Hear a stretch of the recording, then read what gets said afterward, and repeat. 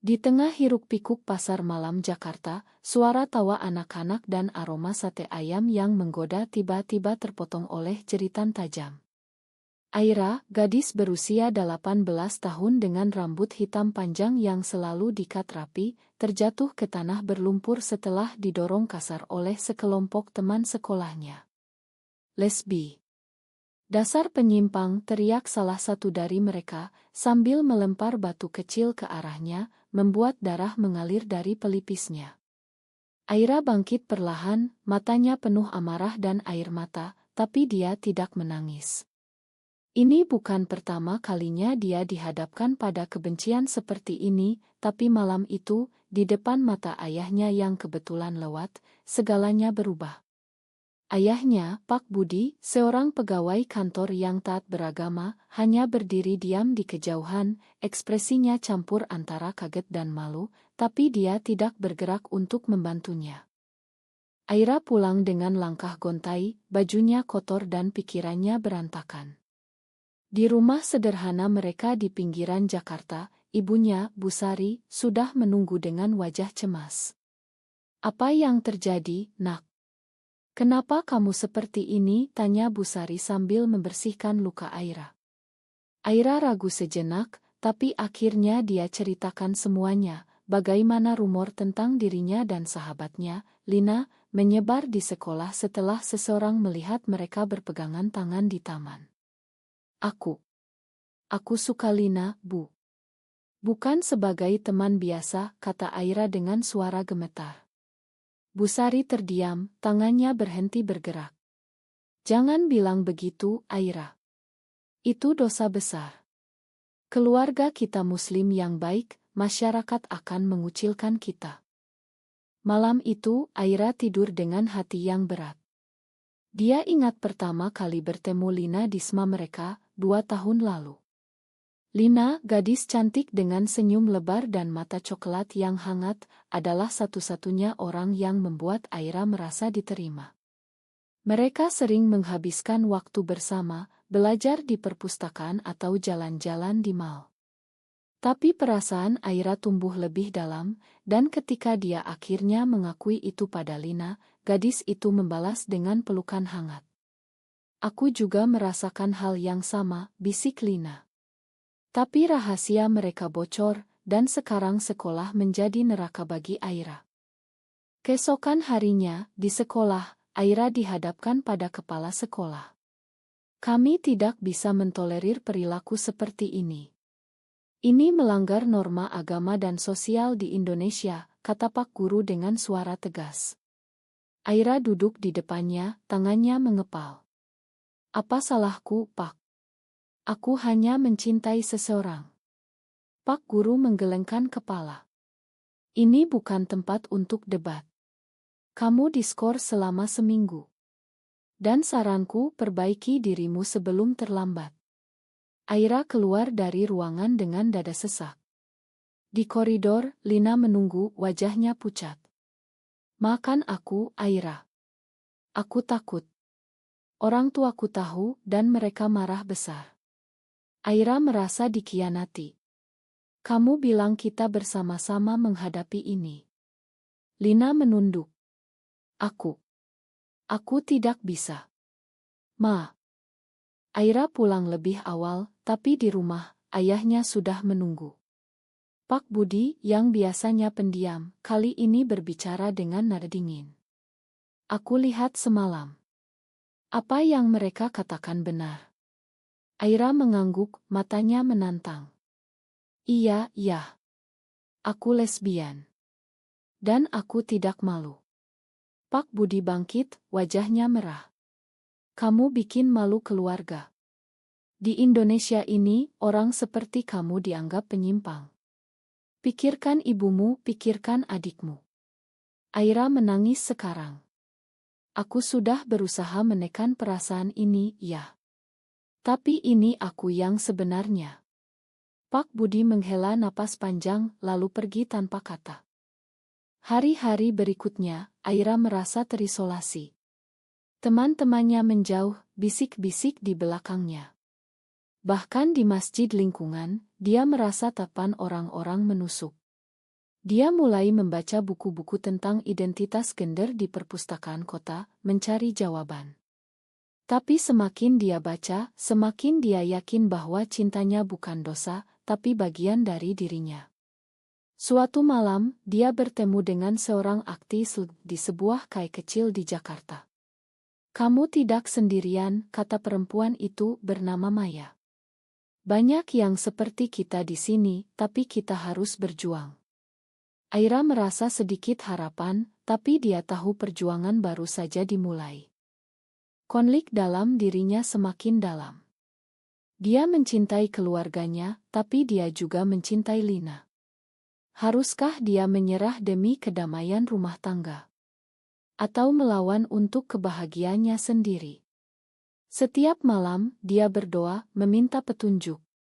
Tapi jawaban tidak datang mudah. Di sekolah, dia mulai membela diri. Ketika seseorang menghinanya lagi, Aira balas dengan kata-kata tajam. "Kalian yang salah.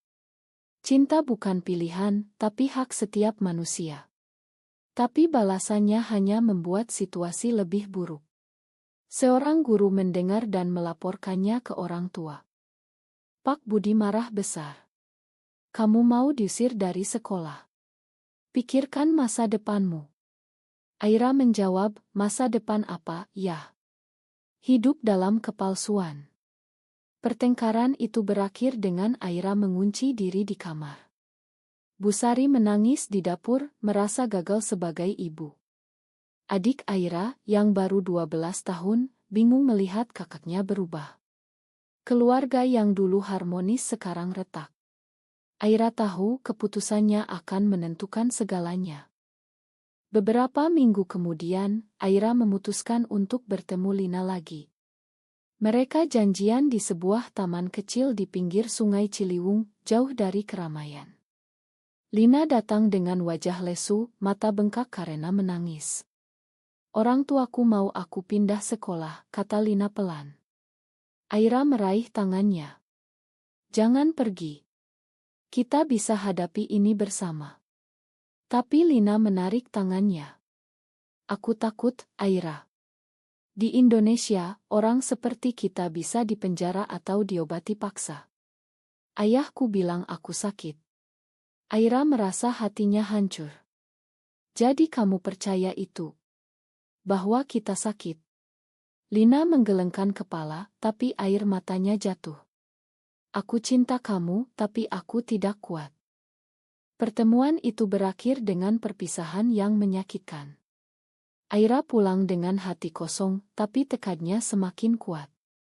Dia mulai bergabung dengan komunitas online di Indonesia, meski harus hati-hati karena pemerintah sering memantau. Di sana, dia bertemu cerita-cerita mirip miliknya, gadis-gadis yang diusir dari rumah, dipaksa menikah, atau bahkan dianiaya. Itu membuatnya sadar betapa dalamnya kinhi di negara ini, di mana agama dan tradisi sering digunakan untuk menekan minoritas. Di rumah, ketegangan semakin memuncak. Pak Budi mulai jarang bicara dengan Aira, sementara Busari berusaha menjadi penengah. "Cobalah pahami ayahmu, Nak. Dia khawatir dengan apa yang orang katakan." Aira menggeleng. "Aku juga khawatir, Bu. Khawatir hidup tanpa kebahagiaan." Suatu hari, adiknya, Rina, bertanya polos. "Kak, kenapa orang bilang kakak aneh?" Aira duduk di sampingnya, menjelaskan dengan lembut. "Karena kakak suka perempuan, bukan laki-laki. Tapi itu tidak membuat kakak aneh, hanya berbeda." Rina mengangguk, tapi Aira tahu kata-kata itu bisa membahayakan adiknya jika tersebar. Aira memutuskan untuk berbicara dengan Maya lagi, aktis yang ditemuinya. Mereka bertemu di sebuah rumah aman di Bogor, di mana kelompok kecil berkumpul untuk berbagi cerita. "Kamu harus kuat," kata Maya. "Di Indonesia, undang-undang belum melindungi kita, tapi perubahan dimulai dari individu." Aira belajar tentang hak-haknya, tentang bagaimana melawan diskriminasi. Tapi di sisi lain, dia merasa bersalah karena menyembunyikan ini dari keluarga. Haruskah dia terbuka sepenuhnya, meski risikonya besar? Kembali ke sekolah setelah skorsing, Aira dihadapkan pada boykot. Tidak ada yang mau duduk dengannya di kelas. Guru-guru juga cuek, seolah dia tidak ada. Tapi Aira tidak menyerah. Dia mulai menulis esai tentang toleransi dan hak asasi manusia, mengirimkannya ke koran sekolah. Editor menolak, tapi itu membuat rumor baru, Aira pemberontak. Suatu siang, sekelompok siswa menghadangnya di kantin. "Kamu mau rubah sekolah ini jadi tempat penyimpang," teriak pemimpin mereka. Aira berdiri tegar. "Aku mau sekolah ini jadi tempat aman untuk semua orang." Pertengkaran hampir menjadi isik, tapi seorang guru memisahkan mereka. Malam itu, Pak Budi pulang dengan wajah lelah. Dia duduk di ruang tamu, memanggil Aira. "Aku dengar kamu ribut lagi di sekolah." Aira mengangguk. "Aku harus bela diri, ya." Pak Budi menghela napas. "Aku tidak setuju dengan pilihanmu, tapi aku tidak mau kamu terluka." Itu kata-kata pertama yang lembut dari ayahnya sejak kejadian. Aira terkejut, tapi senang. Mungkin ada harapan. Tapi keesokan harinya, Bu Sari mendapat telepon dari sekolah. Aira diancam dikeluarkan jika tidak berubah. Aira merasa terpojok. Dia harus memilih, menekan perasaannya demi keluarga dan sekolah, atau melawan dengan risiko kehilangan segalanya. Dalam hati, dia tahu jawabannya, tapi harganya mahal. Dia mulai merencanakan langkah selanjutnya, menghubungi Maya untuk bantuan. "Aku siap berjuang," katanya. Tapi di balik keteguhan itu, ada ketakutan yang dalam. Konflik mencapai puncak ketika orang tua Lina datang ke rumah Aira. Mereka marah, menuduh Aira merusak anak mereka. "Anakmu yang mempengaruhi Lina. Kalian berdua harus diobati," teriak ayah Lina. Pak Budi membela Aira, meski suaranya gemetar. "Ini urusan keluarga kami." Pertengkaran itu berakhir dengan ancaman, jika Aira tidak menjauh dari Lina, mereka akan laporkan ke polisi. Di Indonesia, meski tidak ada undang-undang spesifik melarang homoseksualitas, tapi tuduhan penyimpangan moral bisa berujung pada masalah. Aira shock berat. Dia menangis di kamar, merasa dunia runtuh. Bu Sari mencoba menghibur. "Mungkin ini tanda dari Tuhan untuk berubah, Nak." Aira marah. "Tuhan menciptakan aku seperti ini, Bu. Kenapa harus berubah?" Pertanyaan itu membuat Bu Sari terdiam. Malam itu, Aira memutuskan untuk pergi dari rumah sementara. Dia mengemasi tas kecil dan pergi ke rumah Maya di Bogor. Di sana, dia tinggal sementara, belajar tentang komunitas yang lebih besar. Di rumah aman itu, Aira bertemu gadis-gadis lain dengan cerita serupa. Ada yang diusir dari keluarga, ada yang dipaksa menikah. "Kamu beruntung punya keluarga yang masih peduli," kata salah satu dari mereka. Aira merenung.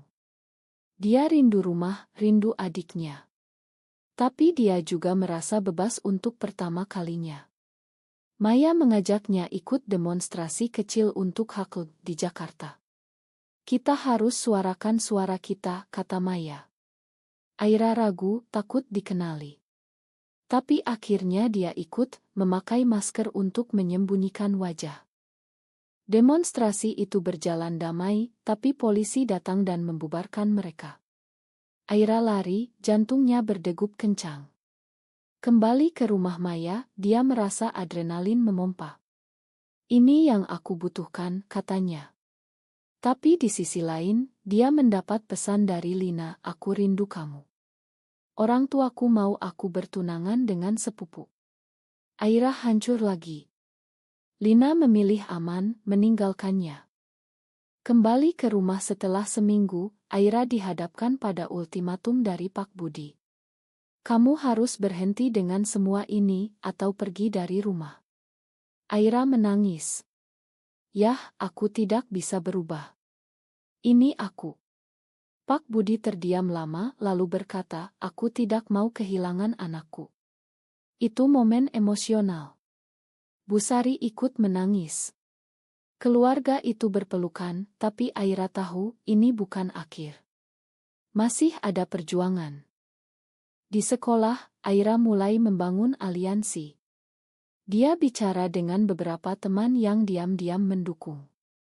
Mereka membentuk kelompok kecil untuk diskusi toleransi. Tapi itu menarik perhatian kelompok konservatif di sekolah. Suatu hari, poster anti-LGBT disebar dengan nama Aira di atasnya. Aira marah, tapi dia balas dengan poster sendiri, cinta adalah hak semua orang. Konfrontasi terjadi di aula sekolah, di mana Aira berdebat dengan pemimpin kelompok itu di depan siswa lain. Debat itu sengit. Agama melarang ini, kata lawannya. Aira balas, agama mengajarkan kasih sayang, bukan kebencian. Banyak siswa terdiam, beberapa bertepuk tangan. Kepala sekolah turun tangan, memperingatkan Aira. Tapi itu membuatnya lebih dikenal. Media lokal mulai menulis tentang pemberontak muda di sekolah itu, meski tanpa nama. Aira merasa campur aduk, bangga tapi takut. Dia tahu langkahnya bisa membahayakan keluarga. Pak Budi mulai membaca tentang LGBT. Diam-diam, suatu malam, dia bicara dengan Aira. Aku tidak paham sepenuhnya, tapi aku lihat kamu bahagia seperti ini. Aira terharu. Mungkin perubahan dimulai dari rumah. Tapi kebahagiaan itu singkat. Lina bertunangan secara resmi, dan foto itu tersebar di media sosial. Aira melihatnya, hatinya seperti ditusuk. Dia hubungi Lina terakhir kali. Selamat, semoga bahagia. Lina balas, Ma, Aira. Aku tidak punya pilihan. Aira tahu itu pilihan pengecut. Dia putuskan fokus pada perjuangannya. Di komunitas, Maya mengajak Aira ikut kampanye online. Mereka buat ide tentang pengalaman mereka, tanpa tampil wajah. Ide itu viral di Twitter Indonesia, mendapat dukungan dan hujatan. Aira baca komentar, ada yang mendukung, ada yang mengancam. Kalian harus dibakar, tulis salah satu. Aira takut, tapi Maya bilang, ini bagian dari perjuangan. Di rumah, Pak Budi mulai berubah. Dia bicara dengan Bu Sari tentang menerima Aira. Kita tidak bisa ubah dia, Sari. Lebih baik dukung. Bu Sari ragu, tapi setuju. Mereka panggil Aira untuk bicara.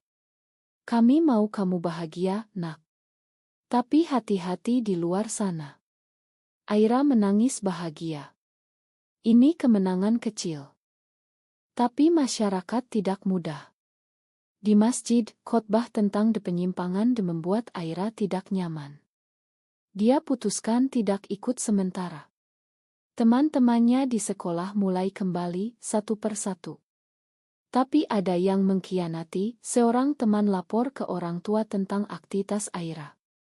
Hasilnya, polisi datang ke rumah, menanyai tentang aktivitas menyimpang. Pak Budi hadapi polisi dengan tegas. Anak saya tidak melanggar hukum. Polisi pergi, tapi ancaman tetap. Aira merasa bersalah. Ma, ya. Karena aku. Pak Budi peluk dia. Kamu anakku. Aku dukung kamu. Itu momen yang mengubah segalanya. Aira merasa kuat.